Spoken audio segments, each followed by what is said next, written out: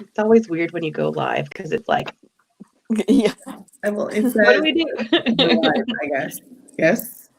Should I be checking on the internet? Hi, everyone. It's Sylvia from Write Your Life.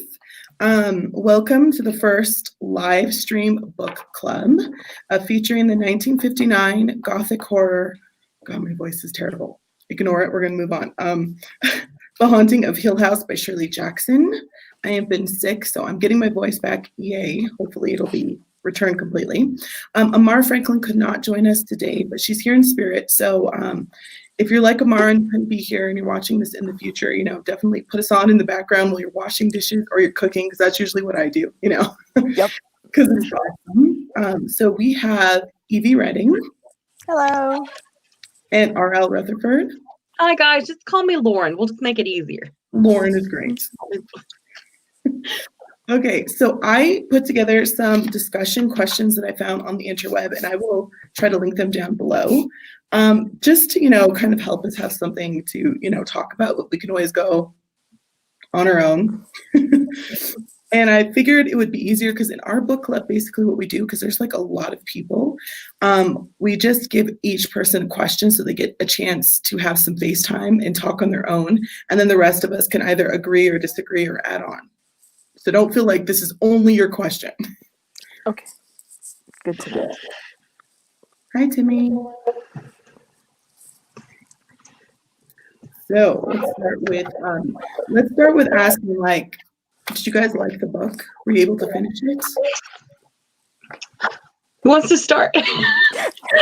Lauren, you could start. Okay, I'll start. I did finish it. I ended up reading it on the audiobook while I was driving.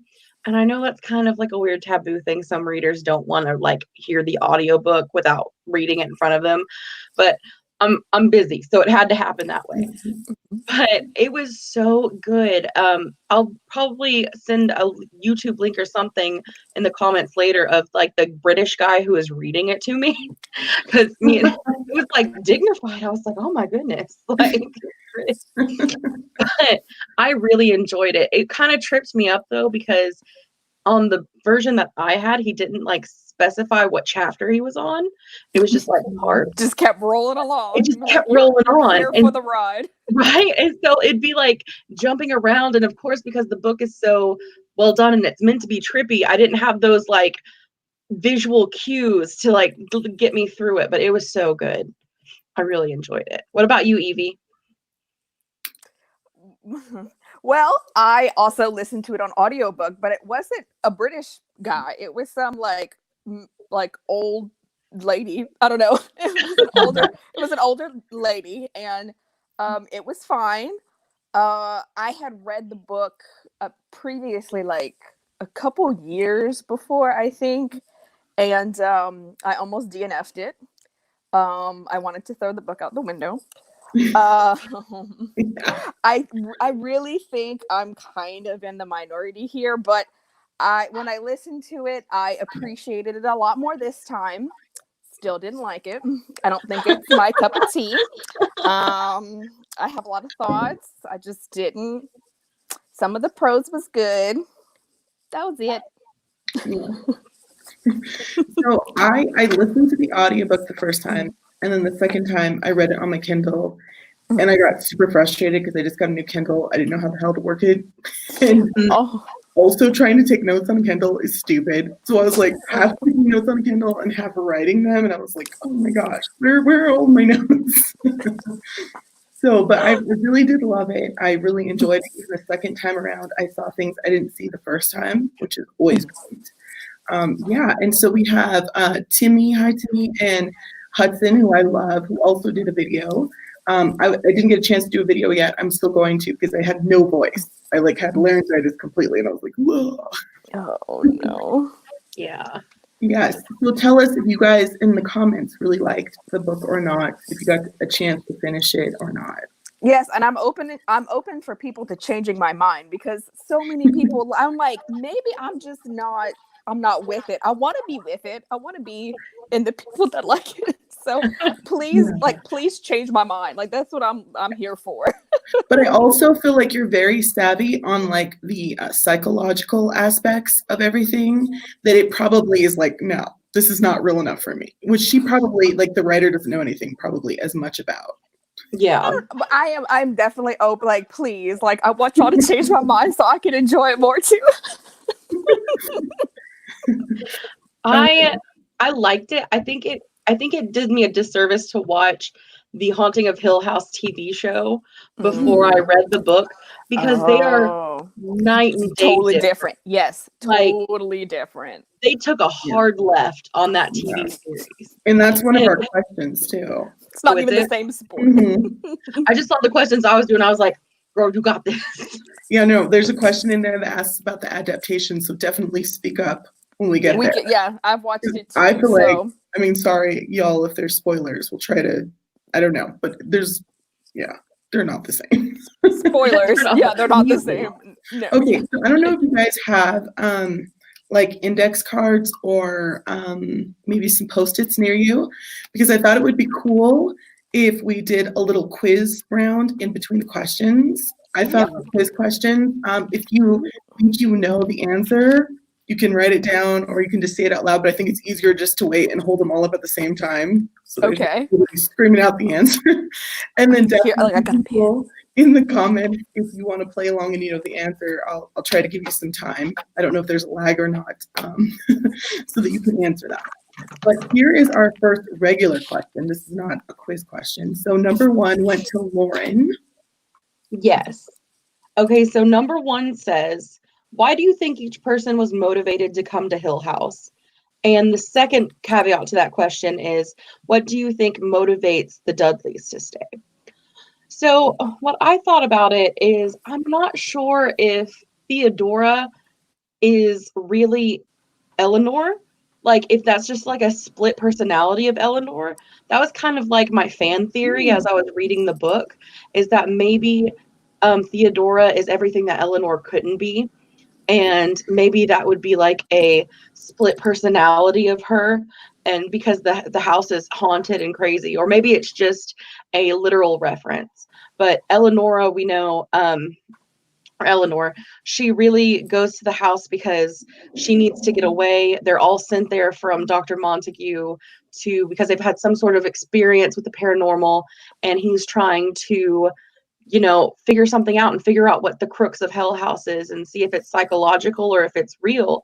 And Eleanor, she's just a very submissive girl. She's been a submissive girl all of her life, and she just wanted to get away. And when she, at the very beginning, like broke out and stole her sister's car, I was like, yes, like do it. I was like, do it.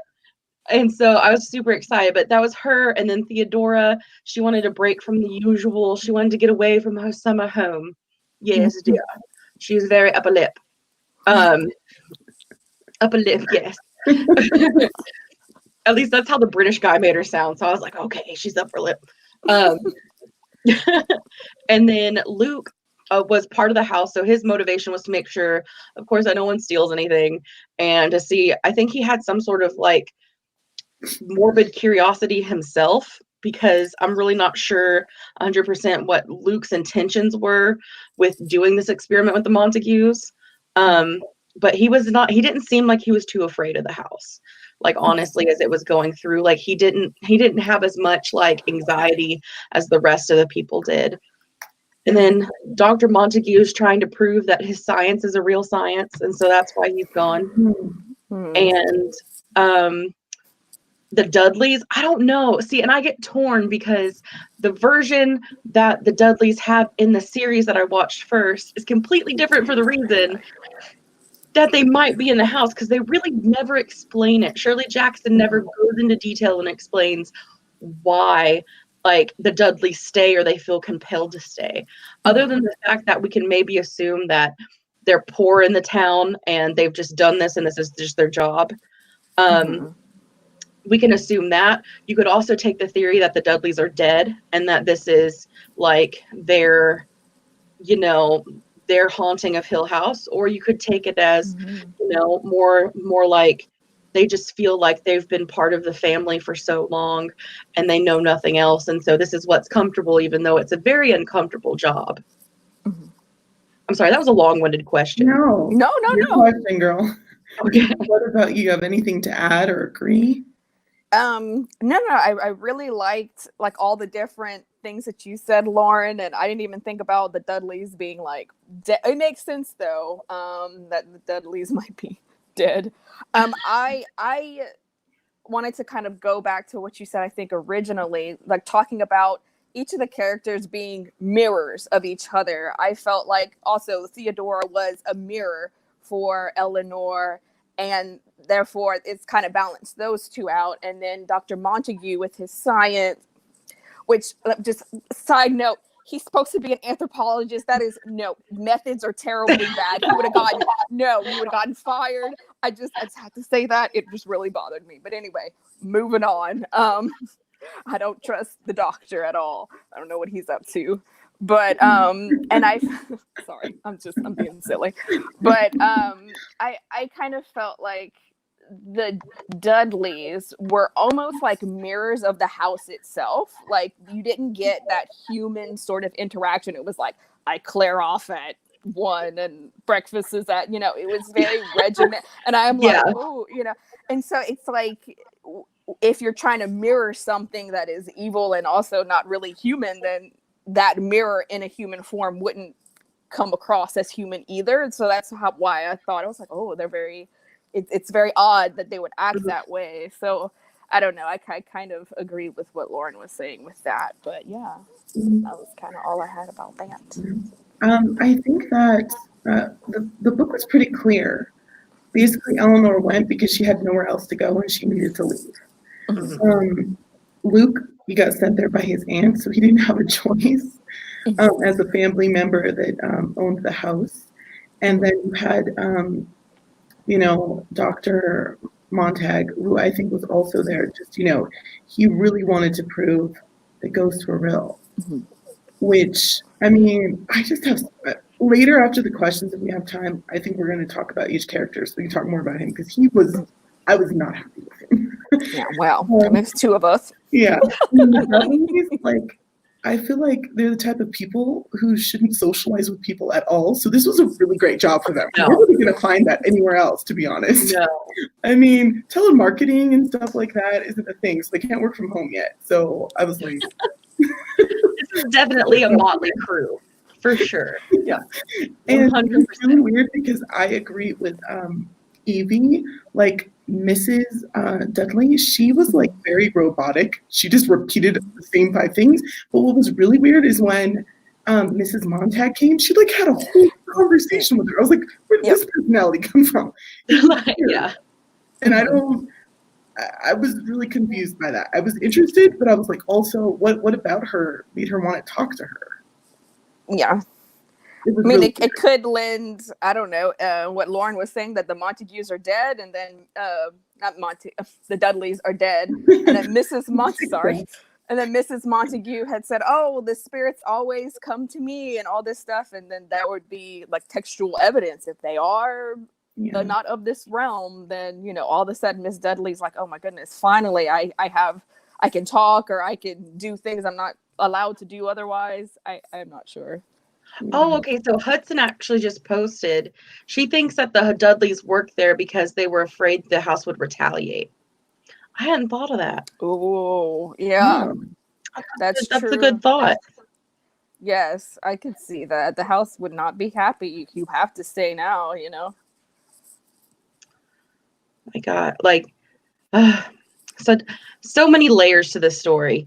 That's like even they do mention like a lot of times, that like if you try to leave the house is not happy with you and tries to kill you. Yes, the house is not a happy thing. It's but still at the same time they let them leave every day. So I don't know. Well, maybe just like leave the premises and like not leave the house for go. Oh, we lost Lauren too. Oh no, the house was not happy with that. Kick Lauren off. He kicked Lauren off and didn't like your answer, Lauren. Oh no. Oh my god. When do you post your notebook? I'm not sure about the next book right now because we were all struggling to get this one done. This is our first time around, so hopefully if we can all agree on one and we have some time, we will definitely do that and let you guys know. Hi. Sorry, guys. Don't worry. I was like, the house kicked you out. Didn't like that. I was like, no, I spoke against it. I must be gone. Okay, so our first question. So if you have a piece of paper or pen, or you want to wait until the buzzer, there's not a buzzer, but to answer, you certainly can. Okay, which 18th century novel by Samuel Richardson does Dr. Montague read at Hill House? So this is a book he mentioned several times, but you might have missed it because it didn't. Oh no! I wrote it down because I was like, maybe this means something to the book, but it didn't seem to when I read the definition. So I don't know. And definitely out there, if you know the answer, go ahead and write in. I don't think I can see the comments on my end. Let me see. Yeah, it won't let me post the comments. So okay, okay. I'm seeing it now. I agree that the Montagues were definitely frustrating Hudson. I think the house. Ooh. I think the house owned the town, she said. That's like, like Steve. Oh, well, that's why Stephen King. Okay, Derry, Maine. I get okay. Mm-hmm. Did you catch that also? Like, they kept referring to what's in the house, like outside the door, as it. It is trying to get in all the time. And I was like, dude, and Stephen King loves this book. He's talked about this book before. I haven't watched it, but I was like, this is where I got that from. Oh, yeah. Well, I think Stephen King, I don't know. Hold on. I'm trying to get back to, I'm like on my phone and I'm looking at the comments, but I don't know how to get away from the comments now. Oh, no. Oh, no. Oh, no. Can y'all hear me? I like your answer. Hold on. Oh, no. I can still hear you, though. Oh, no. Okay, I'm trying to get back. I'm on my phone, and this is very confusing for me. Okay, I'm so sorry. Ugh. Why? I'm trying to get out of the... Oh, there you go. Okay, here we go. Yep, okay. Sorry, no more comments for me. Y'all are just going to have to read the interesting comments to me, because I can't. No. Okay. No. All right, are we holding up our answers? Let's see what you got. I got nothing. Yes. Pamela. Yep. Pamela. I just thought that was a person. No, I'm serious. If you didn't catch it, because you're reading, you're like, that's gibberish. I don't need to hold on to that. Because there's so much going on. You probably some of them are easier than that one. That one was was interesting. Okay, so here is the second quiz question. Before we get to our number 2 book club discussion, which Oscar Wilde short story is used to discuss the nature of poltergeists? Ooh. Man. Oh. I was driving on the highway when I listened to this book, so I don't know. Oh my gosh. Wait, what was it? What Oscar Wilde? Oh.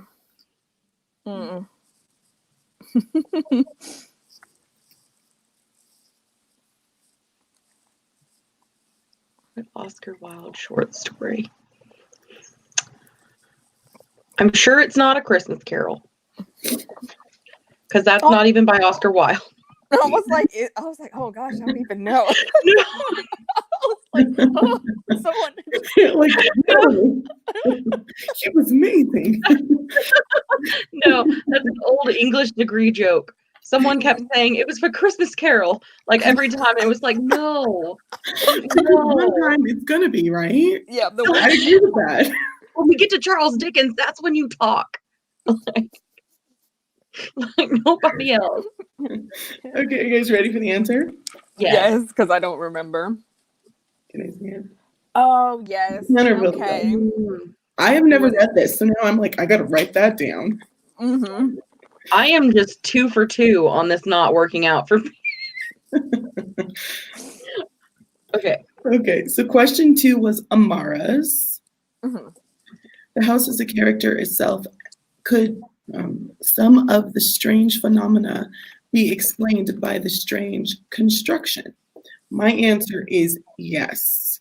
They go into great detail talking about how the dimensions and the angles are slightly off to make you always feel like you're off balance. Mhm. And they do talk about like the inner ear thing, like when you're on a boat and it's always kind of rocking you, it takes a little while for you to get your sea legs, and some people can't ever be on boats because it just bothers them too much. Mm. So I think that was really great to put in there. And it's like another one of those things like, is the house haunted or not? Or these people just, it's like mass hysteria. What's happening? Mm-hmm. What do you think, Evie? Yeah, I definitely agree with that. And they went through so much detail about what was slightly off about the house that I thought it was important to at least note that, the angles are a little bit off, the ceilings go a little bit too far, like the wall dimensions go a little bit too far. And so I definitely think it could add to the strange construction of the house, and the fact that some of the characters could see certain parts of the house when they're like in one angle but not the other angle, and then they were trying to say that that was a reason why the doors will close on their own, which the doors close on their own in this old house. So like when they were trying to be all creepy with the doors closed, and I'm like, yeah, okay, whatever. Like No. my doors do that now too. Like I don't think the house is gonna eat me, but okay. But what about you, Lauren? So I definitely think that there's something probably going on with that. I don't know. Like I think there could be something said to where maybe spirits would be attracted to something odd like that, or maybe even just as a human being you feel like your center of gravity is off. So I can feel like definitely after a while you would feel some sort of like vertigo, maybe, especially like walking around. But I don't know, like I don't know if that had too much of a phenomenon. To me, it was the timelines were all kind of messed up, because I was wondering, is it just there's I'll talk about them later on future questions, but there's so many questions to ask about when things actually happened. Yes, that is. But I think I agree. Yes, and so Hudson says the door closing is a real thing that happens when the hinges are off at an angle. My family builds houses, and she's mentioned that in videos I've watched. She's awesome. Oh, cool. So everything they say about that makes sense. And I think that's true too, because like if you had like a door like this slightly, it always wants to close. It never wants to open. And I remember they were propping doors open everywhere, and then like they would blame it on Mrs. Dudley moving. I know. Yes. Oh my gosh, poor yes. Mrs. Dudley just can't catch a break. She's like, I already cooked for y'all, and y'all want to be throwing me under that bus. Yeah. So I found it in my notes. It says that the doctor said it was a masterpiece of misdirection architecture. That's what we were calling it. He was weird. The house was weird. It was just weird. Totally. Yes, and I mean that is definitely. Oh gosh, yeah, Dr. Montague and his curious way of going about field work, which is terrible. It's so bad. And it also had a second part, but I couldn't fit it on the banner because it's like too many characters. But it said the history of its inhabitants. I don't know what that means. Did anybody? The history of its inhabitants. Is the strange phenomena influenced by the history of the characters, or maybe by the history of its inhabitants is all it says? And I was like, I don't know what that means. Wasn't it like he built the house and then someone died automatically? Well, his wife died in the carriage, like outside, and then he took didn't even get a chance in. Yeah. So she never like even went into the house. But all his wives died. I think he had like 3 of them. You know what's weird is that it just reminds me of the Westchester house. Have y'all heard of that house that's in California? I think they in the book, don't they? Do they? I think they'd be like one of the famous houses. And then an octagon house or something like that. And I was like, I gotta look those up.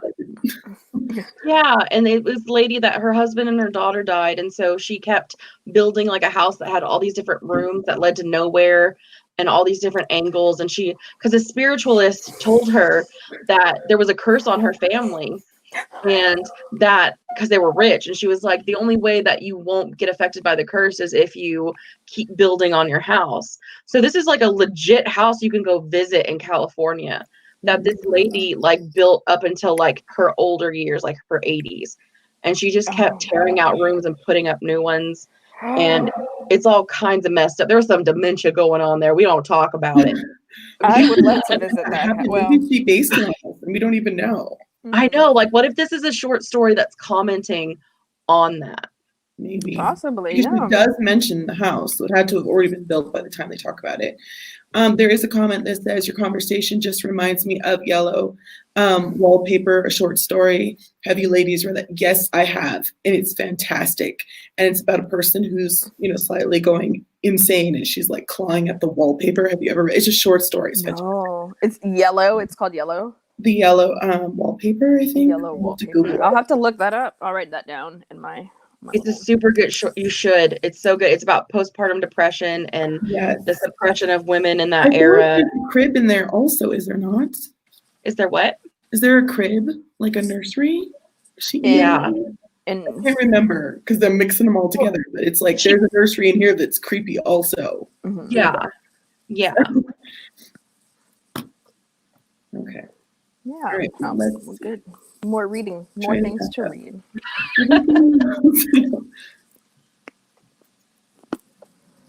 Okay, so Hudson said that everything can be explained except for the dog and the banging on the doors. Yeah, yes. So that's I know that they said that the front door was left open, so that makes sense. The dog might wander in, That's not too terrible. The banging on the doors, I'm telling you, I thought it was Mrs. Dudley. I was like, Mrs. Dudley's in the house. She's Mr. Dudley. Because you could totally people, you could explain it that way.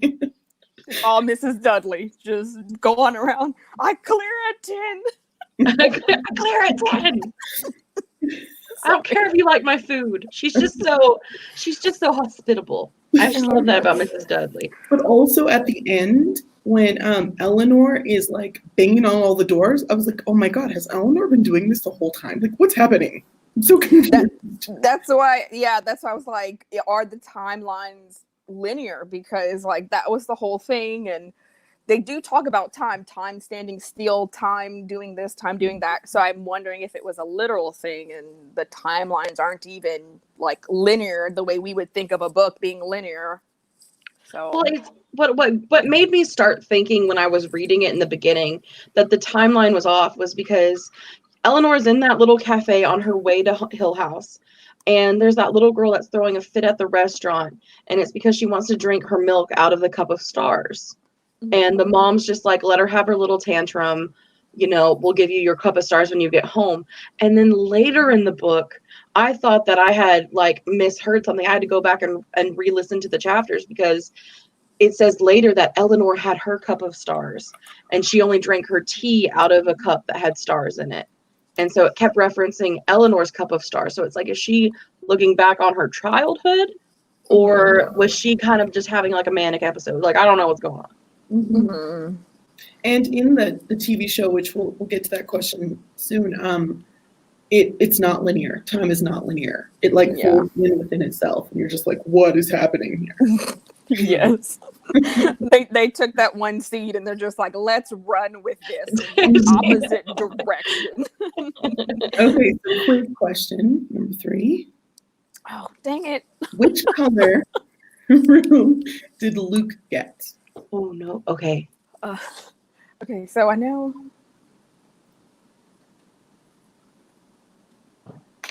Oh. Maybe. Or was that?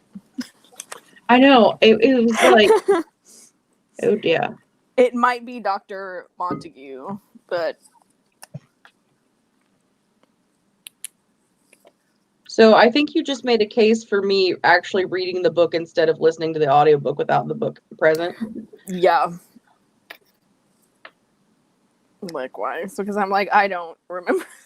I don't remember a lot of stuff. Yeah, color was like a very big theme throughout. It was. We were just like Yeah, all it about was. the color, and I was like, oh, okay. Pay attention, Sylvia. Obviously, they're repeating it for a reason. I heard my English teachers in the back. I was like, okay, I got it.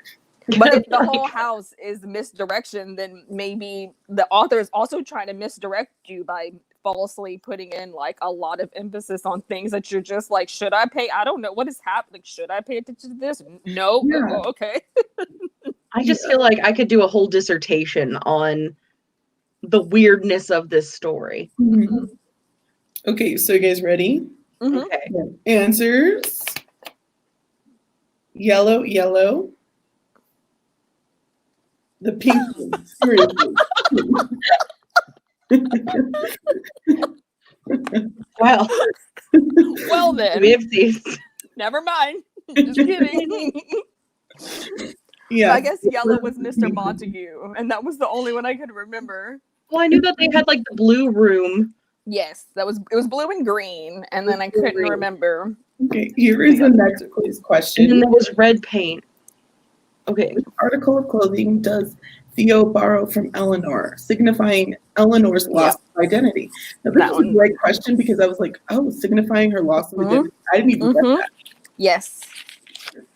I knew that she was like, I want to hit her in the head with a stick. And I was like, oh my God. Well, because, yeah, Eleanor is that's why I think she's I don't really think she's only a mirror for Theodora. I think Eleanor is a mirror for whoever she is in front of. That's why she's always constantly relational with her own self-identity, because she's like, I am Eleanor because I have a blah, blah. I am Eleanor because I... Well, you guys are thinking about that. The yellow wallpaper was written by Charlotte Perkins Gilman in 1892. Oh, so this was not a okay. Oh no. I just need to read more is what it comes down to. Okay, so yeah, it says that she is in a nursery. That's why I was like, yeah, this does remind me of that a lot. Because there's that weird nursery thing where it's always cold, and it's like, why? Yeah. Okay, guys, ready? I'm ready. I even have this one written down. Okay, yeah, I do. Are we revealing? We are ready to reveal. Okay, go ahead. The red sweater, we got it down, guys. Hey! I am Eleanor because I have a red sweater, and I am blah blah. I'm in. Dad wear things that mother wouldn't want me to wear. Yeah, so like I always like think of red as like the little red dress, you know what I mean, or red lipstick. It's like I want to be seen. Finally, look at me. But then I was also thinking like maybe it's like meant also to be kind of like double, like as what's it called? Little Red Riding Hood, because she's just kind of like wearing red, and then she's going into like the belly of the beast and like the wolf, and I was like, this is creepy. Ooh, I like that. I like that analogy. She's definitely not the Eleanor that she starts off as in the beginning. Like she definitely, her character arc really evolves and just like kind of takes off from where we first see her to where she ends up. Well, she's like every bully I've ever, like anybody that's ever been bullied, you usually get two different things that happen. Either one, they end up killing themselves, or two, they like lash out eventually. And she has these like little bursts where she's just like, she's Eleanor, and then she like lashes out. And I'm like, holy crap, who are you? You know what I mean? Mm-hmm. Fractured, definitely. Okay. Are we okay in the comments? I think we're okay in the comments. I think so, then you're right. Okay. So my internet has been messing up since we started, so I don't really know why. So if I just like check out, that's kind of what's happening. So I apologize. No, I'm like, it sounds like the conversation is going really well, but I'm getting like every third word, but it seems okay now. Oh. Okay.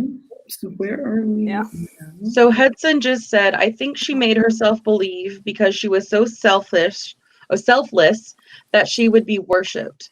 So that makes what she did selfish. Wait, I'm sorry. Can you say that again? Okay, so the first comment that Hudson made was Eleanor is just really self-absorbed. She's kind of victimized herself and her situation. And then her follow-up comment is, I think she's made herself believe that because she was so selfless, she would be worshipped, which makes what she did selfish. Like at the end? Okay. My internet is. Yeah, like she's very self-absorbed with herself, and she kind of victimized herself, I think is what Hudson's trying to say. Oh, okay. Okay. Yeah. Interesting. I like that take. That is very interesting.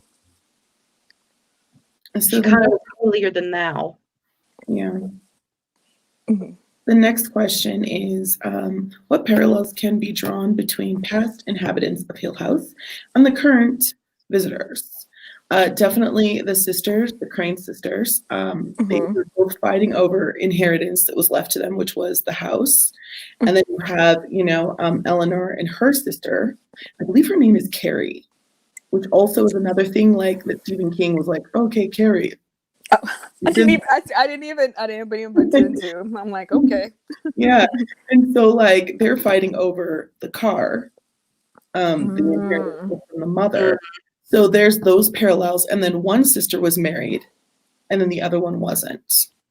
Oh, I didn't even think didn't even see that. A comment that Eleanor made where she was like, I would have stole the dishes. And it's like, in your timeline, you did steal the dishes because the dishes in your timeline is the car. Yeah. So those are definitely the parallels that I saw. Let me see if I can. You have to come back to me on that one. What about you, Lauren? I don't know. I there were a lot of parallels, but I saw more like individual character parallels, like how we talked about between like Theodore and Eleanor, and even you could even make a case for like the differences between Mrs. Dudley and Mr. Dudley and Mr. and Mrs. Montague, and see how they're kind of mirroring of each other in opposite ways. But yeah, I agree with what Sylvia said, for real. Like that, I'm just now going through the book in my head and I'm like, oh yeah. I didn't even see that. Yep. Didn't even like, oh man. Like that was a good point. That story was like such a struggle for me because again, you're like, is the house haunted or not? Or is this all starting because somebody decided to start a story about there's a thief who's stealing things? And it's like, no, I would never go into that house at night ever. And then you kind of see how like people start issues, like, like, oh, like how haunted houses start. They're like, oh, I saw something in there once. And then somebody says something else and everyone sees something. And you're like, the power of persuasion. Right. The bandwagon effect. Yeah, power of persuasion. Was too. They were like, yeah, I don't know. What did you guys think about Eleanor stealing the car? Did you think she had a right to take the car?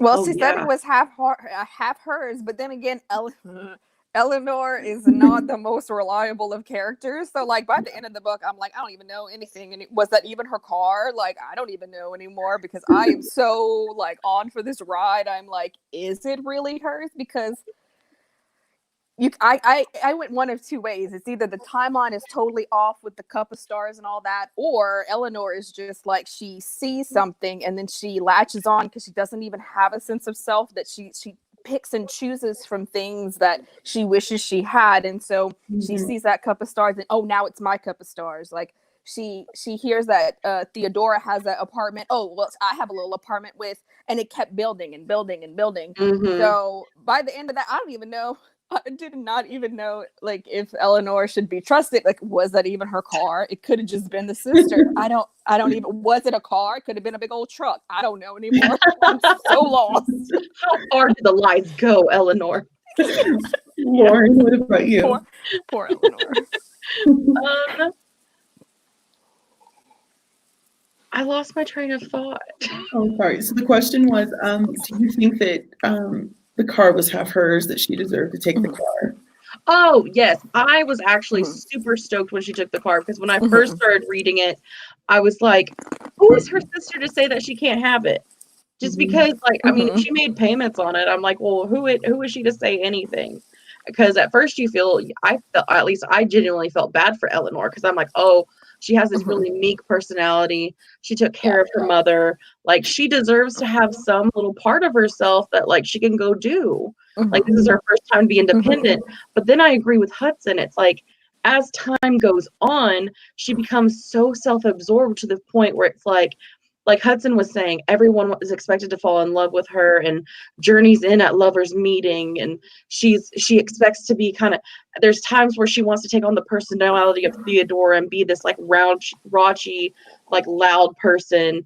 And then there's other times where she's like, no, I'm meek, don't hurt me, kind of a thing. So, you know what I'm saying? Like, so now that I've read the whole book, going back on it, I don't know if she had the right to take the car, or how much of the car was actually hers, because she comes to be an untrustworthy character. She's like, definitely an unreliable narrator. Like the whole time. Sure. For sure. But then again, when the book started, this was like pre-house Eleanor, and she was still like, no, this is partially my car. So if the house brings about either like your worst parts of your character or the opposite traits of your character, but she hadn't met the house yet, so maybe it was partially hers, and she wanted part of that car too, so that's possible. Yeah. Okay, so here's our next quiz question. Journey's End and Lover Meeting. Lauren just said this. A quote from which Shakespeare play? If you knew it was from Shakespeare, I don't know. You guys think about taking a guess. Oh, yeah. This is one of my favorite plays. No. Is it a popular Shakespeare play? Can you give me a hint? Process of Elimination. There's a number. You're welcome. I don't know. I'm just going to guess one. I don't even know. There's a number. There's a number? Oh, okay. Well, that... Is that what you said, that there's a number? That was helpful. Doesn't help me out. There's like Richard the First, Richard the Fourth, Richard. Okay. There are twins. Never mind. I'm just not even gonna guess. Oh no. Oh dear. Is it okay? I'm just gonna go with this one. It's probably wrong, and I should take away my English degree. Yes, it is a very popular Shakespearean play. Are you guys ready? Okay. 12th Night. Oh yeah. Oh no, I didn't even have them. I was like Romeo and Juliet, and you're like a number. I'm like, oh well. Nice. 12th Night is about a brother and a sister, and there's like, it's been a while since I've watched it, but they're on a boat, and then there's this accident that happens, and the sister decides to become like her brother. Like, she cuts all her hair off and she pretends to be a boy. Isn't that? I need to read this. I thought that was Much Ado. Am I just missing out? No, there's a lot of cross-dressing in Shakespeare, though. He had fun. That's what he did. You know what? It's awesome. Did what he wanted. Okay, so the next quiz question is, which color room does Eleanor stay in at Hill House?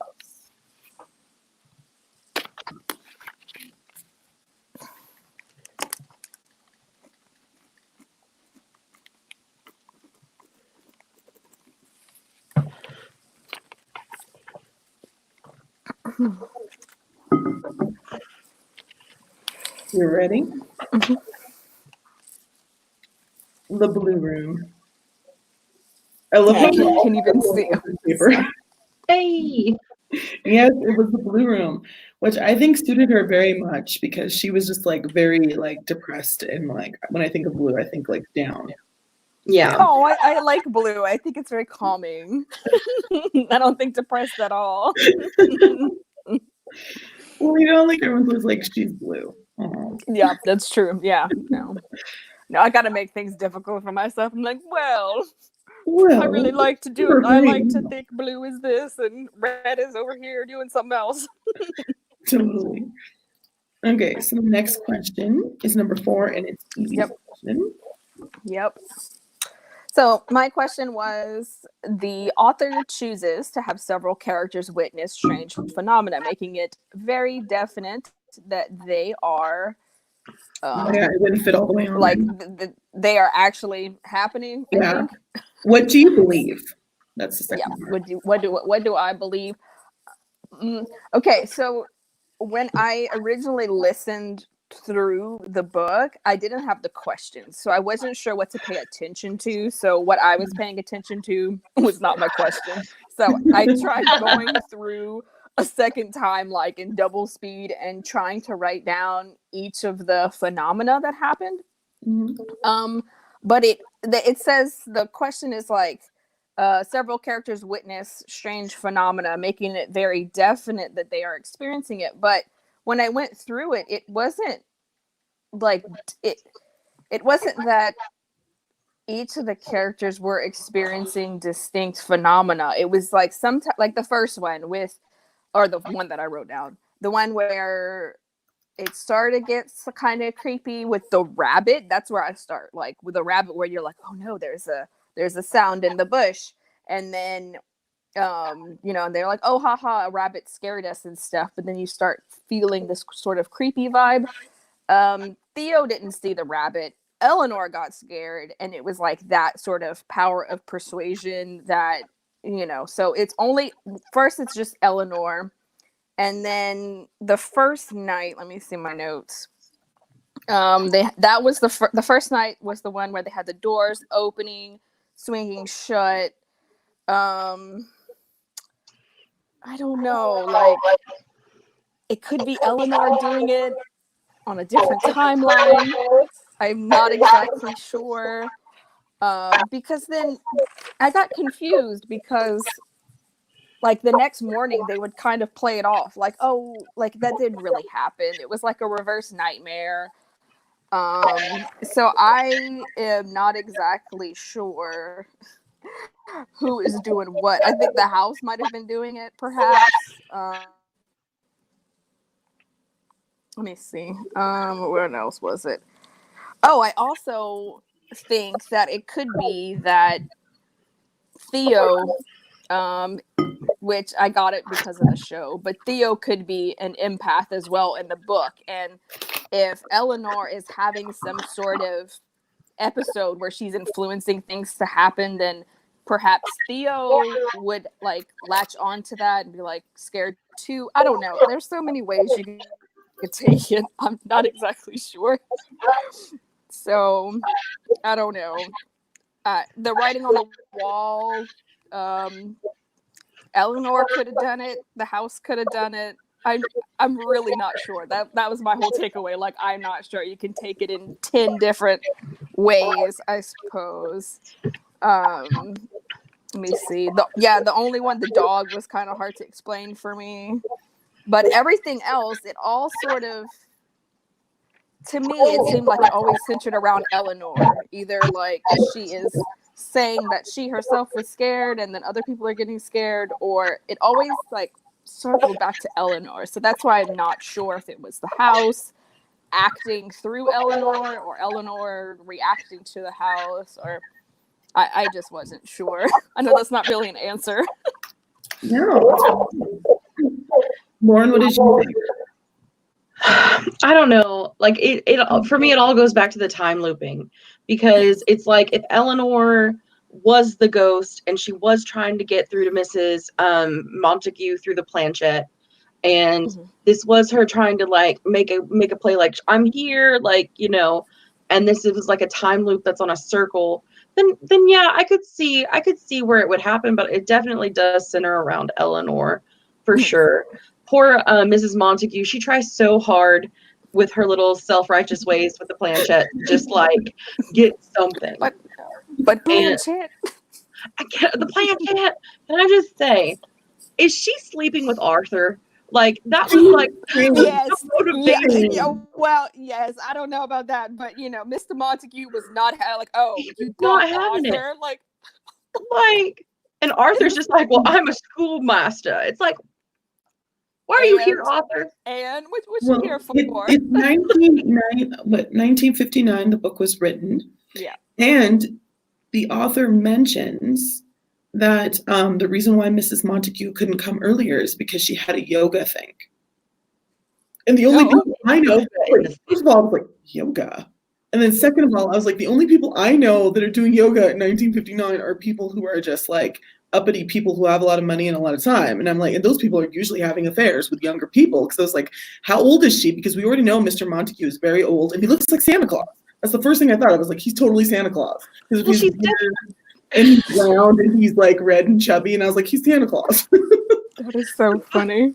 She does have a type because he looks like Santa Claus, and then who wants to sleep with a man named Arthur? Like, let's just be real. Like, he's just, I'm sorry. Actually, my husband's name is no. Like Arthur. Like, what? No. Get out of here. Yes. So Hudson says the book does say that Theo has a spiritual connection. So I think that's where the empath story came from. In the show. So yeah, she does mention like the reason why Mr. Montague invited Theo and Eleanor is because they both had some kind of like psychic phenomena happen.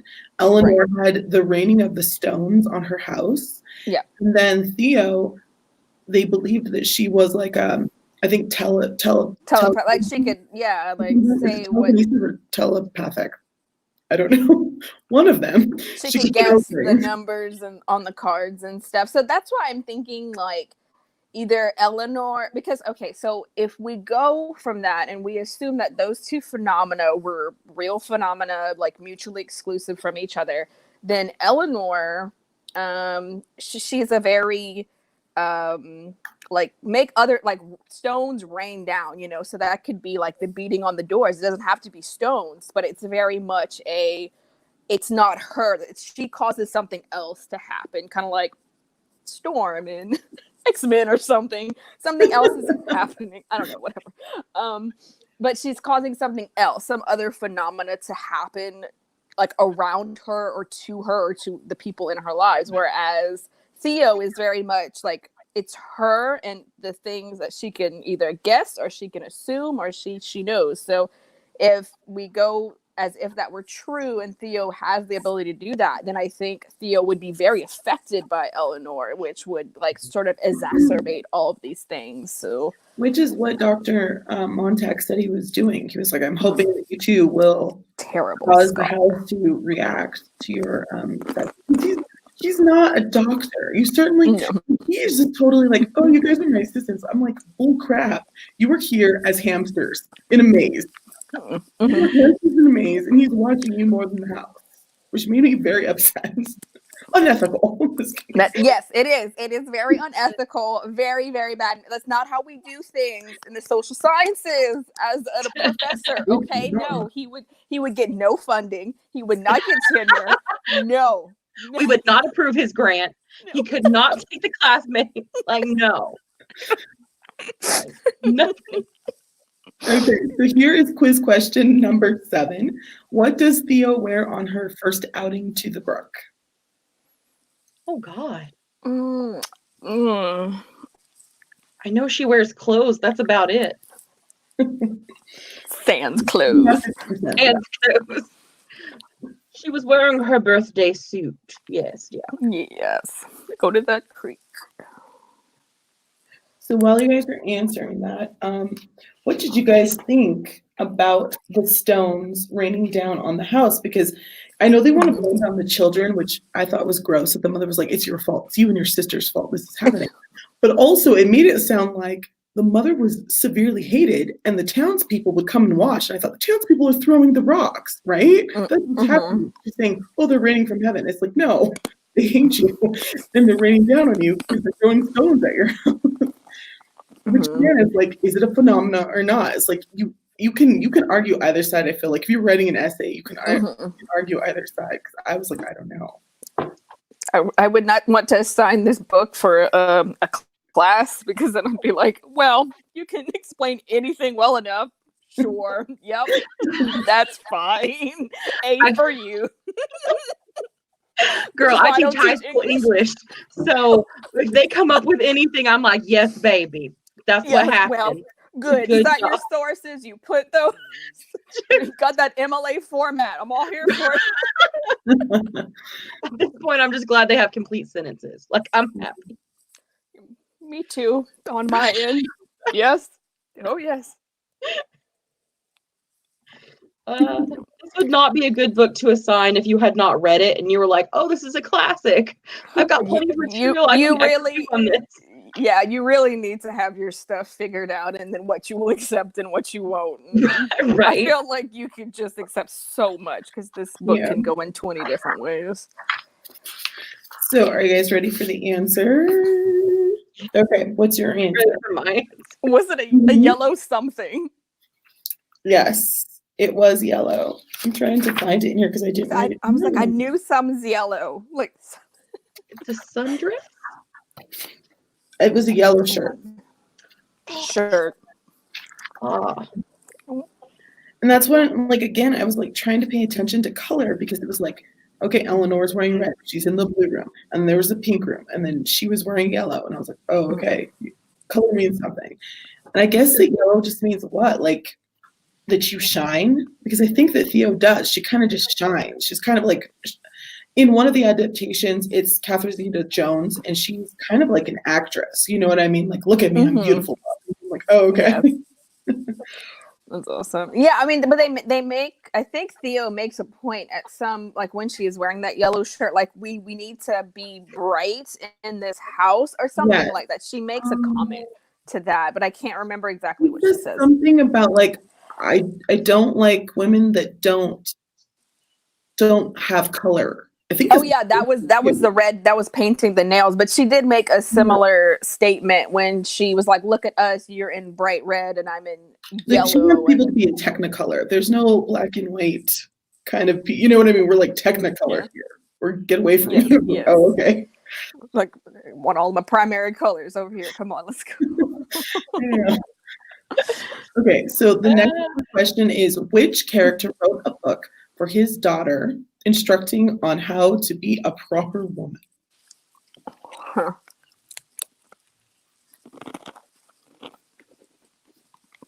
I hope I'm not loud. I'm looking at the library here. I don't think Arthur had kids. I don't think. No, he ran a boys' school. He did. Yeah, and he's a meat and potatoes guy. And I was like, oh, okay, all right. Anybody else, let us know in the comments down below, like, find it weird that the headmaster of a boys' school was like a chauffeur? Like anyone else was like, wait, what is he doing? I had to reread it because it was so confusing. Like, she was hard up for an Uber, and they just did not have them at that time. Like, she was totally like, no headmaster's gonna be like, yeah, I'll be your chauffeur for the week. I know, it was because there's something else going on. Well, because I feel like I don't have enough historical context to say like this or that. So I feel like I'm also missing something, like some sort of like socio commentary on like what was going on at the time. Or it could just be that they were like having an affair, which that's what I'm like, well, I don't have enough context. That's what I think is going on. I just feel like back in the day, educators that were like high up like that were very like snooty, and their education meant everything. You know what I mean? It wouldn't be a chauffeur. That was just like the weirdest thing ever. And I'm just going with it. I'm like, okay.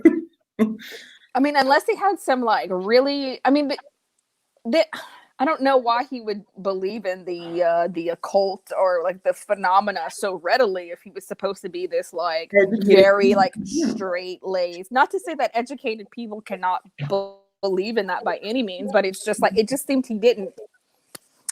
It didn't fit. I don't know. I was very confused. He was into her occult. Let me tell you what. That's my guess. Okay. So what do you guys? I'm sorry, you guys. Sorry, I'm behave. We're having too much fun. I'm dignified. I'm sorry. What was your guys' answer? Ready? Oh yeah. Oh. No. No, it was Mr. Crane. Yeah, so I don't know if you missed it or not, but that was me.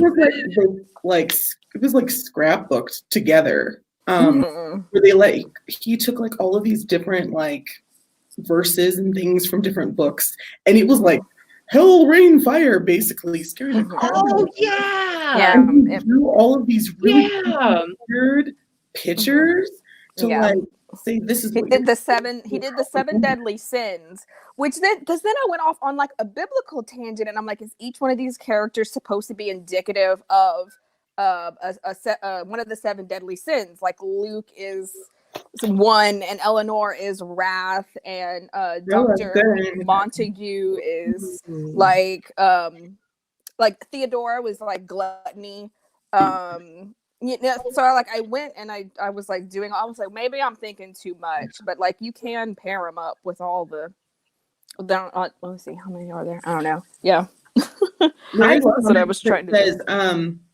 1959 people didn't really wear red, so that's interesting. I think it's also interesting because again, it's more seen as like a harlot kind of color, you know what I mean? That's what I was thinking. Yeah. Color. She would be a skirt. Mm-hmm. Yeah, which I didn't understand though, because Eleanor has her red sweater, and that was like very grounding for her and her identity. Like, I'm Eleanor because I have a red sweater. But then when Theo put the red nail polish on her, she was like, "This is horrible. This is terrible."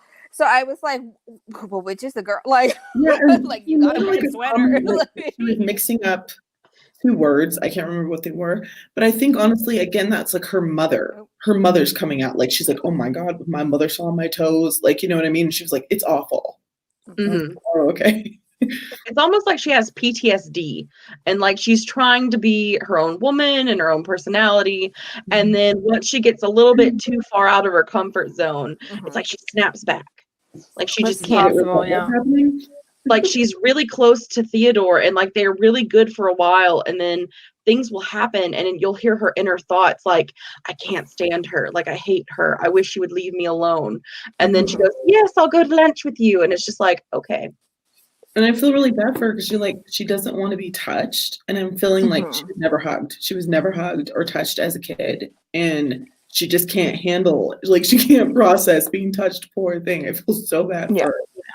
Yeah, I did. Okay, so question 5 is Lauren's. Oh, really quickly. Bye, Timmy. Bye, Timmy. Bye, Timmy. So yes, question 5. Question 5 says, how does Eleanor's past influence her choices and her actions? I said basically that they're the root of everything. Like, they're the crux. Her past, in a sense, is the entire book. Like, you can't really have Eleanor's character and understand like the whole arc of the story and the arc of the plot and things like that without Eleanor's past, because it derives from her emotions and her insecurities. And I would even go to argue that while we're reading about her past and her present, we're also reading about the future, because I think, she could be moving the planchette, or she could be scratching on the walls. So it's almost like it's such a good book, because even if you don't like it, you have to admit that like it's so layered and detailed. Like, we've talked about how it goes on Dante's 7 deadly sins, and then it's mirrored, and it's like Romeo and Juliet's, not Romeo and Juliet's, how she references Shakespeare, and then how she references maybe the Westchester house that was going. So you can tell that Shirley Jackson really put thought into this story, and she really, like, the writing is top notch. Like, it is just, for that era, it is so welly descripted, and it's just beautiful to read, even if you don't like the story. But I think that without Eleanor's past and that kind of insecurity, she runs the story, because you feel attached to her and like protective of her in the beginning. And then as the story goes, you're just like, oh no, what kind of crazy roller coaster did I go on? It's like when you date a crazy person, when you first meet them, they're not crazy. Like, you're drinking coffee and everything's fine and they love you and things are good. And then it just goes completely left, and you're like, find yourself in a closet. No, I'm just kidding. Like, why am I crying in my shower eating chicken? Like, I don't know. It just happens. What about you? Yeah, I definitely think people's past, I mean, just in general, like people's past will usually in some way, you either accept your past or you contest it or you try to run from it. There's always that influence from your past that will ultimately influence your future. And I feel like the author did such a good job, like integrating us into Eleanor's past and like how it sort of relates to how she acts right now. And yeah, I definitely think her past influences her choices, because without your past, you don't have a baseline, I suppose, in certain aspects, like no matter how your past was. So yeah, I definitely think it influences her actions and things. I think that it's hard to outgrow your childhood sometimes and the things that happen to you, because she's like sitting in this diner and she hears this little girl crying and she's like, demand your cup of stars. Kind of like, if you give in now, you'll always be giving in. And that's such a shame, because you have to pick your battles. And sometimes it's best to just give in and just say, no, this is not the battle. Especially when you're raising kids, you just have to figure that out. But it's just like, oh, Eleanor, please. But she's just like, she decides she's going to go to the town, even though the doctor told her not to. And the old Eleanor probably would have done exactly what he said. But she's just like, if I do everything that everyone says, I'm always going to be doing what everyone says. And I'm a rebel now. And I can't go back to not being a rebel. So she's still a car. Like, next time I'm going to listen to the doctor. And it's like, yeah. Okay, I'm going to skip the next quick questions, and we'll get back to them hopefully. I just want to make sure we have enough time. Okay, number 6. That one is Amara's. What do you make of the repetition of the passage at the beginning and the end of the novel? For me, the beginning passage really says, it talks about the house being organic and basically saying this house is alive.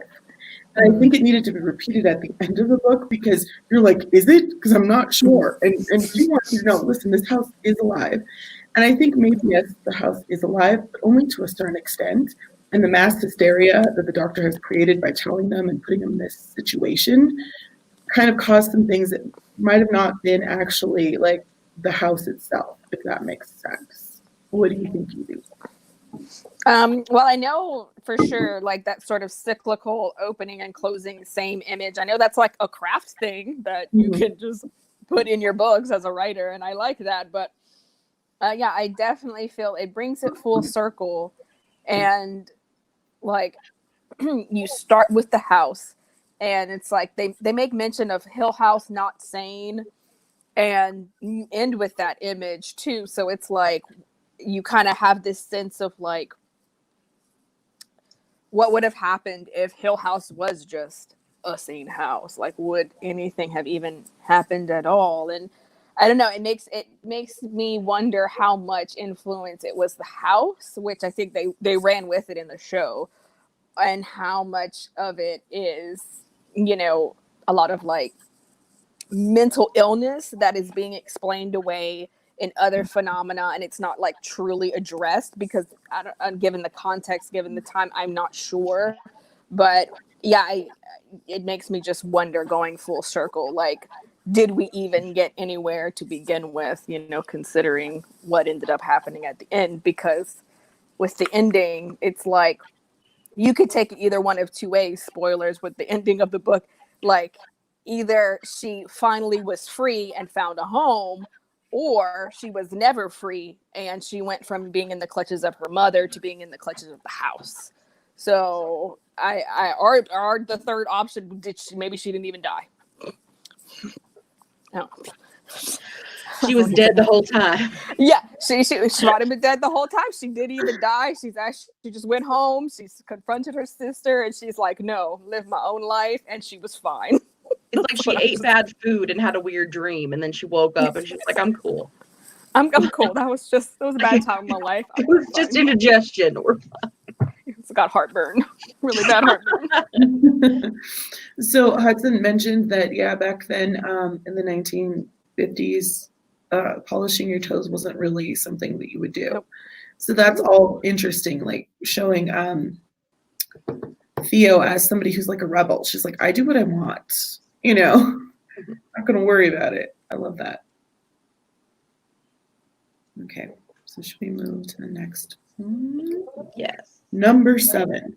That's me? Oh. For those that have seen adaptations of this story, how do they compare? What is good? What is bad? What is different about them? So the first adaptation, I believe, happened in the 60s of this, and it was in black and white. I've never seen that one, so I don't know. And then I did watch like the late 19. My internet is messing up. Oh, I'm sorry. Can you hear us? I can still hear and see you. Well, the late 1990s, I don't know if you've seen it, Lauren, with Catherine Zeta-Jones. It's different in the way that the doctor decides to lie to them, which is what should have happened in the book. I mean, he does lie to them. And he says that he's having some kind of like sleeping clinic in this house, and he wants to study their sleeping patterns. So that's why they think they're there. Yeah. And it's completely different because Eleanor actually has a tie to the house. Oh, Evie's disappearing. Oh, there she goes. It'll come back. But Evie has or Eleanor has a tie to the house, and she actually is used to live in the house, which is obviously not in the book. Yeah, and she's like Hugh Crane is like this guy that's like he's like a poltergeist in the house, been haunting the house and all of these children that are in the house. So she ends up going there to save the children from him. Are you okay, Evie? Can you hear us? Yeah, yes, but I missed the whole. What are we talking about here? Hugh Crane. What's happening? Yes, we were talking about the 1999 adaptation. Oh, how, no, I haven't seen in that one, the scientist, Dr. Montague, he actually says that he's researching sleeping patterns, and that they're there. Oh. Yeah, and so it's not this kind of exactly the same thing, but it's kind of ridiculous. It's very loosely based, not as loosely based as the TV series, which in the TV series, people, sorry, spoiler alert, the characters, Luke, Eleanor, and Theo are not related, but they are in the TV series. Yeah, and they're all the Crane kids. is their father, and they're all Crane. And I was just like, what's happening here? But I love, you can see like where they pulled from the book and then they expanded, like they really go with like what the heck is up with the Dudleys, and you're just like, oh. And I really, really loved that they added in a Shirley as one of the sisters. I was like, oh, for Shirley Jackson. Gotcha. I didn't get that at first. I was like, who is Shirley? I'm like, oh, I need to pay attention. She's the one that works at the morgue. She's yes. Yeah, and she was sometimes the voice of reason, where I was just like, I would react how Shirley, like, why is this like, get it together, everybody, just get it together. Oh my god, there were so many things that are different. Like so many, like I kept waiting for them each to have their individual room like they have in the series that's on Netflix, where it's like everyone has their own experiences, and then you find out later that was just the same room and they were just kind of like in this trance. That never happened. I was shocked to see that Eleanor was the main character because I watched the series first and then read the book, and I had never really heard anything of the book. I never really knew it existed until like after the series came out.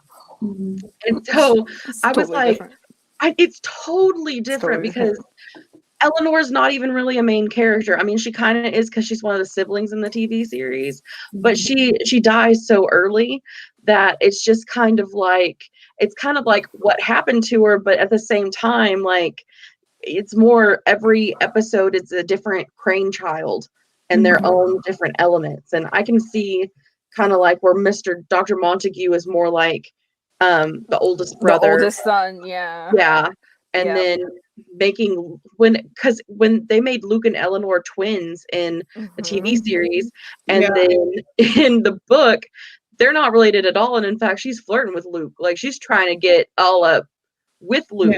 She's like, maybe this is my chance. She was. Continue to talk after you. Well, I mean, she was like, well, maybe he'll notice me, and she kept repeating,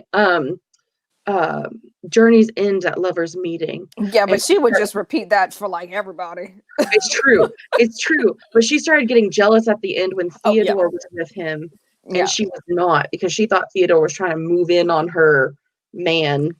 Oh, see, I took that as like the opposite. I was like, I thought she was jealous of like I don't know.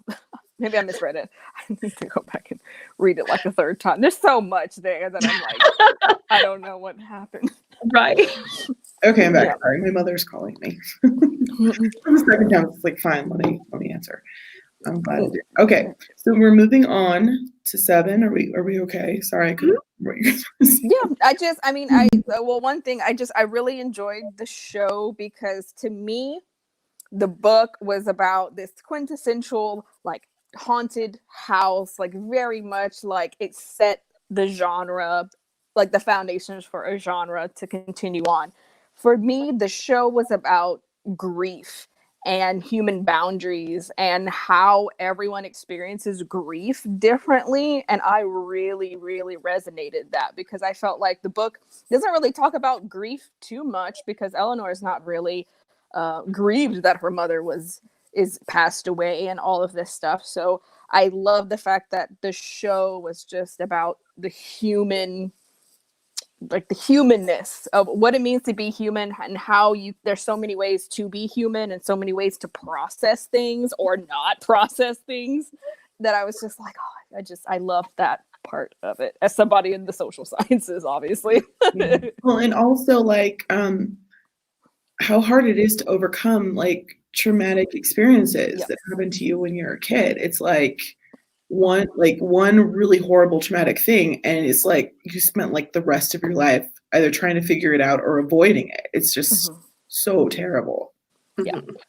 I'm trying to look at the comments.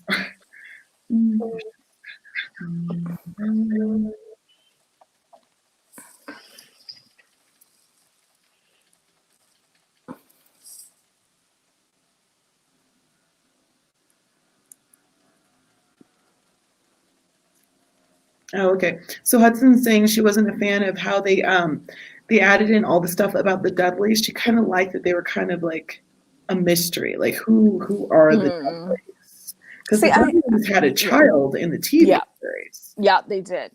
I liked I found that I was like, oh, but maybe it's just that's kind of not my beef because I don't really like feel one way or another about the book, but I mean, I think the reason why I didn't like the book as much is because of there's so much ambiguity, and I'm just like, I don't like the rug being pulled out from underneath me, and you already have an unreliable narrator with Eleanor, and then you already don't know what's going on with the Dudley. So there's so much like, what do you think? And I'm like, no, like, just tell me, and then the show just would tell you.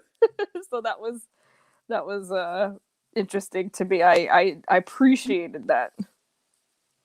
Yeah. Oh no, we lost Lauren. It says Hudson says she was jealous of both Luke and Theo. She wanted them both of them. Both to herself, maybe. Yeah. I guess 10 people were like adding. I was like, oh, where to go?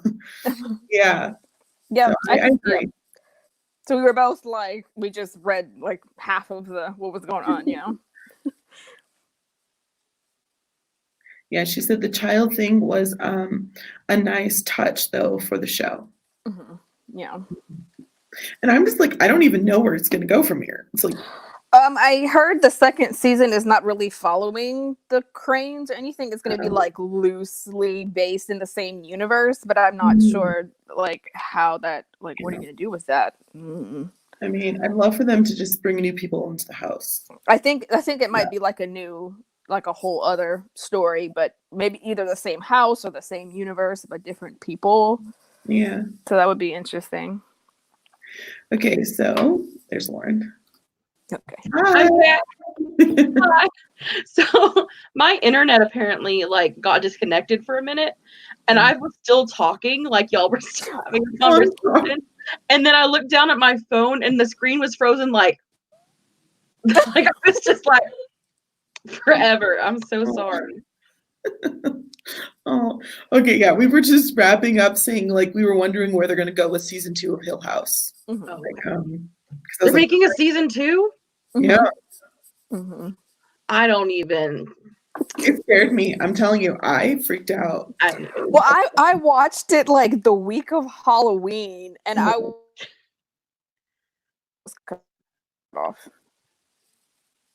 Oh, Oh, there, hello. Oh, there we go. God, it was the internet It just was- leaves us there. I don't even know. I'm telling you, Hill House. apparently, which is we Hill can't House talk is about. done with us. No, we can't talk about the house, but We can talk about it. The house look now. I watched the show like Halloween week, I think, and I was house sitting for a friend, and they had this huge old house. I'm like, why am I would watch it at midnight too, and I'm wondering, well, I can't sleep at night, and I'm like, well, I literally did it to myself. Dude, when that mother came from the back seat, I like lost my mind. I was like, no! Like, I had my laptop on my lap, and it scared me so much. I flung my laptop. I'm surprised, like my computer still works, but just flung it onto the floor. I was like, no, No. get away. Which brings us to our next question, which is Evie's. Okay, so would you spend in a haunted house? I mean, I say all this stuff, but I definitely would. I'd be like, yes, but bring it on, because like I grew up in Louisiana, so all of us have like at least one weird thing happening to you, or some house that nobody goes in, and I would definitely, it would not bother me. I might go with someone else, wouldn't go by myself. But I don't mind. I would not purposely try to anger them. Whatever is there, like, even whatever I believe or don't believe is inconsequential. It might be there. I don't want to piss it off. It might not be there. Well, then I'm just respecting the property. So I don't want to say it is, or there's no such thing as ghosts, because I don't know everything. So I just I don't want to upset nobody. So, but I would go to see. Oh, I would totally go, but I would go with Evie, and I'd be like, we're not clinging to each other, right? Like, she would be like okay, like being by herself, but I would be like in a sleeping bag on her floor, just be like, okay, good night. No, we're gonna have like night lights and stuff. Oh no, I'm not gonna sleep in total darkness or whatever. I definitely would be a cabin mate if I stayed in a haunted house. Like my own room, no pass. Yeah, no, we're all gonna communal room. We're like, no. The lights will always be on, because I am not holding no ghost hand, or not, like, I'll be like, make sure everybody, like, if a hand, we need a signal, like something that the ghost won't know. We'll make it pre-house so that the ghost won't know, and they'll be like, all right, code word, and then the ghost will be like, what is going on? Okay, anyway. Well, like, I definitely am, I was raised Catholic, and I'm Native American, so there's a lot of, weebie-jeebie stuff going on there. I don't particularly believe in any of it, and that's okay. So, I mean, would I stay in a haunted house? Yeah, but I think that there would always be someone in the group who is trying to terrify people on purpose. So I don't think I would ever believe that anything that was truly happening wasn't somebody in the group. You know what I mean? Like, I'm more of that, like, there's a scientific explanation for everything kind of person. Well, every good story where you go into a haunted house with a group of friends has to have the cynic. You'll just be our cynic. I'll be the cynic first. No, look, like have y'all been to those haunted houses like for Halloween, and they like jump out and try to scare you? Okay, I don't know what it is about me, but I always get picked out to be like, oh, you need to go in the front. And it's not like my friends, it's like the people that are organized. I guess I just always look scared, and like I'm perpetually just like petrified, because I'm the one who will overreact, be like, and like fall over, and so I'll scare the whole group. So that's what it makes it fun, because you just gotta scare me, and I just over scare everybody. So I feel like I would be like that. I'll probably be like Eleanor, just like, oh my god, something happened to me. What happened? I love it. I love it so much. And so I'd be like, no, that was a giraffe. Like, calm down, Evie. Hear me out. Haunted Writers Retreat. Let's do that. Yes. Yes, That I'm here for that. Y'all come to Louisiana when we move, and then we can all just haunted. Everything Yes. haunted. Let's Yes. go. Yes. But I like to be scared. Like I It's like fun. to be scared, but then I regret it. Yeah. I pee with the door open, but it's fine. Yes. Yeah. I love horror. I watch any kind of horror, psychological thriller, anything. I am here for it. So we have about 15 minutes left because I'm at the library, so I have to leave at like 6:45 because they close at 7. But we have about 15 minutes so we can talk about some of the characters. Yeah. So let's talk about Dr. Montag first because I feel like we have some feelings. Evie, do you want to start? Well, I feel like I kept peppering it because I just couldn't hold myself back like a normal adult and had to just be like, he's a terrible scholar and all of that. So you already heard that. But I feel like, I don't know, like he was so like nonchalant about things, and he was just like, oh, you kids. Like people are obviously going through some stuff and he's just like, I did it to you. Like I see him, he's like, smoking his hypothetical pipe, just being like, oh yes, my plan is working. And I'm like, okay, Dr. Montague, whatever, like go play chess in the corner. Yeah, so I don't know. And I felt he was condescending at times, and I felt he was just sort of, I don't know, like when he was like, oh, Eleanor, you need to go take a nap. And I'm like, well, I'm glad I'm not Eleanor, because I would be like, you can't tell me what to do. But that was just me projecting onto the character. Well, let me ask you as we go on also, what did you think about him wanting Eleanor, and she doesn't seem like she's in the right state of mind, to drive home by herself, even though, Yes. Montague's like, I'll loan her Arthur. He ain't doing nothing. Yes, like that's what I was like, how callous can you be? Like you see that it, whether it's the house, whether it's her, whatever, she is not safe. And for him to, but then again, maybe that is the house's effect on him. Maybe instead of Eleanor, because Eleanor went in one direction, right? And then maybe but Dr. Montague, who is a man of science, who is a man of all of these things, science and rationality for him went out the window, and he doesn't see that this is not a rational thing to do. To like let her go alone. And I don't know, that's the only thing I can think of, because otherwise it doesn't make sense to me, because there were certain times where I felt like he was very like a father figure and quite paternal, but then he was like, oh well, see you later, I hope bye now. Yeah, and so I was like, drive home. It's like, yeah, I don't know. And then Lauren, what you? I agree with Evie on the terms that, because that makes sense if we go with that theory, because then Mrs. Montague would then be the voice of reason, and she crazy. Like she was the craziest son there. Like she was like, Arthur, I need this, and poor Arthur, he's just going around, he driving, revolver. He's just gonna shoot up people. Right, he's ready. And that was so random. That was so random. And Mrs. Montague was just like, no, she really shouldn't be driving. Like she really, it really should be someone else. And it was all backwards. And I felt like in a way they were putting on the kid gloves again with Eleanor. They were like, oh, she's the crazy one. And it's like, no, they were all crazy. Like they all were just kind of messed up. Well, it was just interesting, this idea with Eleanor. Like it was almost like a give and take of like them infantilizing her, treating her. I mean, I know in her internal monologue, she constantly said like, you're such a baby, Eleanor. And then she would project that onto other characters as well. But by the end of the book, they were treating her, like Lauren said, with the kid gloves. And I thought that was very like, infantilizing, treating her like a child, that she doesn't even have agency anymore. And she's not even in the right state of mind to make choices for herself. And so I feel like they should have handled that situation a whole lot differently.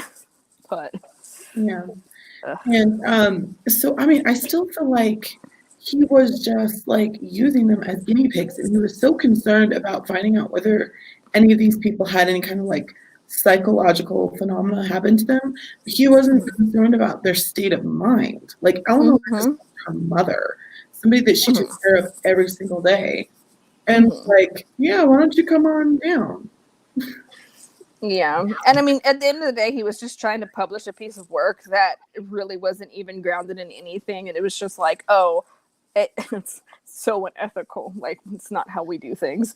But that you're using people and people that are not trained is kind of like, if you wanted to take it in an anthropological stance, the question he was asking is if these psychic phenomena are true. Like, he's just already asking the wrong questions to begin with, and then using these poor people to like for some like scholarly gain. And I was just like, bad taste in my mouth. I was like, nope, not here for you. And then at the end of the book, it says Dr. Montag retired from scholarly work after he published his work of Hill House because it wasn't received well. Because everyone thought he was... Because everyone's like me, and we know what we do, and that's not how you do things. They're like, oh, okay. Well, and also, a young woman died under his care. You know what I mean? Yeah. Like, well, assuming that she... Because she hit the tree, but does it say that she died? Because I missed it. It just kind of ends. I think she died. I mean, in the TV series, she dies, and that was like another thing that Rob but just in case he watches this later, because he will, because he's awesome. Rob was like, I thought Eleanor was going to die on the turret, you know, because that's what and he's like, that's such a big deal. She didn't die there. But see, the first time when I read the book, because like they had references to people dying by wrecking into trees twice, and I'm like, oh wait, like is she gonna die by running into the tree? And then it happened. I'm like, like, okay, I get it. What did you guys think about her like having that that hesitation at the end where she kind of like wakes up? And I wondered, like, is it because she's getting further from Hill House that she's realizing what she's doing, or is this like fight or flight kind of thing that happens when you're about to die and you're like, what's happening? And your body's like, snap out of it. Like a survival instinct that kicks in where you're just, it could go either way, I guess. It could be both. I would like to think she doesn't die, though. I'm just going to like cling on to that because she already dies in the show. So what about you, Lauren? Oh, goodness. I think, I don't know. I love that from a writing standpoint, as a writer, I think that it's awesome because it is open for interpretation, and it is kind of like the dramatic climax of the ending, like the final resolution. It's like the moment you've been waiting for, and then it's like, what happened? You kind of have this lingering of like, no, but in a way, it's kind of like how they ended The Sopranos, which is like the black screen. Like, you don't know if he got killed. Me and my husband debate over this all the time. I'm like, he could have gotten out of it, and we don't know if he did. It's kind of like with Eleanor. We don't know if she really died or if she just like had a mental breakdown. So, I mean, I love that in a sense of a literary way, because it gives the reader more license to have ownership over the story, because you can write your own story. Like, Evie's writing her own ending in her head, that she lives and she survives, and that this is what happens after. And then someone who's more cynical like me is like, she did, and she haunting them, and she was moving the planchet, and the time was in the loop. That is so So I don't know, I overall really like the story. Hudson says, and the show answered everything, which is why I didn't like it. So that's under. See, that's why I think it's just me. Like, answer things. I was like, yes, fulfilled. Yeah, I like the fact that the show answered more questions for me, but I think it's just I don't like there's so much ambiguity in human nature. Like, I study the gray areas of life, so I'm so like tired of like gray in my life, So I guess just tell me what it is. Yeah, I think that's why when I read, I think, and that's just a personal preference, because I deal so much with the ambiguity that I get fatigued from it. So I like when it's just like everything's neat and not. I mean, yeah, like, Pride and Prejudice is like my favorite book because it's like nice and neat, and but a lot of people don't like that, but. It's a personal preference in terms of ending. So that's why I didn't really like the ending to this one, because I was like, So what happened? Here's what I have in my notes. So it says the Sanderson, the woman, the Sanderson person who owns the house, talked to the lawyers and was happy that Dr. Montag is gone. So that's what they said about that. And then it says Theo and her friend made up, because remember, Theo decided to go because her and her friend, who was a roommate, they were fighting. So she was like, I need a break from life and this is free. Let's do that. And then it said Luke goes to Paris. And the aunt was very excited about that because she didn't have to deal with him, remember? And then it says the whole thing about Dr. Montag publishing and, retiring from scholarly.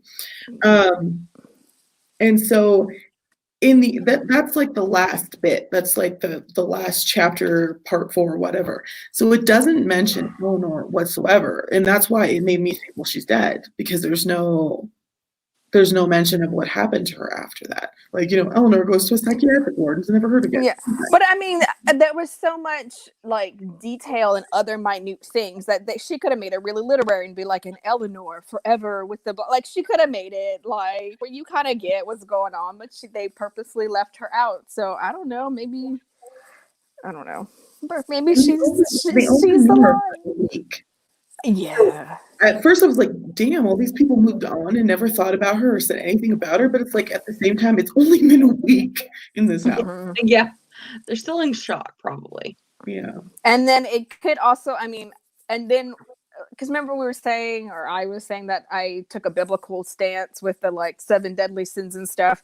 There's another verse in the Bible as well that says like a day with the Lord is 1,000 years. So like, what if the house, time itself is not, that's why like by the time Mrs. Montague gets here, they're like, what day is it? I don't even know. And it seems like we've been here forever. So they could have like been in the house or felt like they were in the house for much, much longer. That's why like the intensity of their relationships is so much like blown up out the wazoo, because they're just like, I don't even know what time is even anymore, kind of thing. So I don't know. It's only been a week, but felt like 7,000 years, Yeah.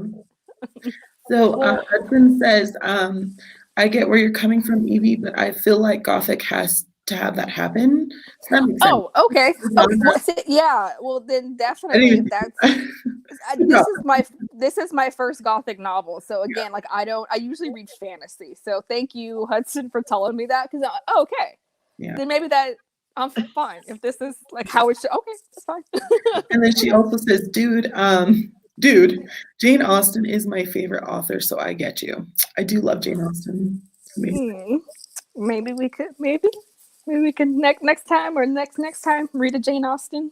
Yes, there'll definitely be questions, because I didn't have to do any work. I just typed it out and the questions were already there. Like, I thought you had made up all these questions. I was like, wow, that's so awesome. Like making all these, I can't even make the questions. That cool. But I will link down where I got them in case somebody else ever wants to do their own book club, and they can do so. So I have to go because I'm at the library. And they've been nice enough not to yell at me so far. So. All right. Thanks, guys, for doing this. I did the last minute, I was like, let's just do a book club. But I think it was great to spend time with you guys. Oh my God, it was so nice. Here, this was nice. I really enjoyed this. It makes me actually like the book a lot more because I got to talk about it with y'all. Now I'm like, okay, never mind. This is great. I hope you guys in the future, if you want to do it again, that you will, and other people watch this, they won't be like, oh my God, what is she asking of me? It's like easy breezy, I promise. Yes. Yes, this was fun. Yes, Hudson, thanks again for all of your help in talking with us. Yes. Everyone that came hung out. I hope you guys watch this in the future while you're eating dinner or whatever. You enjoy how ridiculous we are. So thanks for coming, everyone. Thanks to Evie and Lauren. Check out their channels. If I didn't link everything down below, I will after. All right. Bye, guys. Bye, guys. Bye.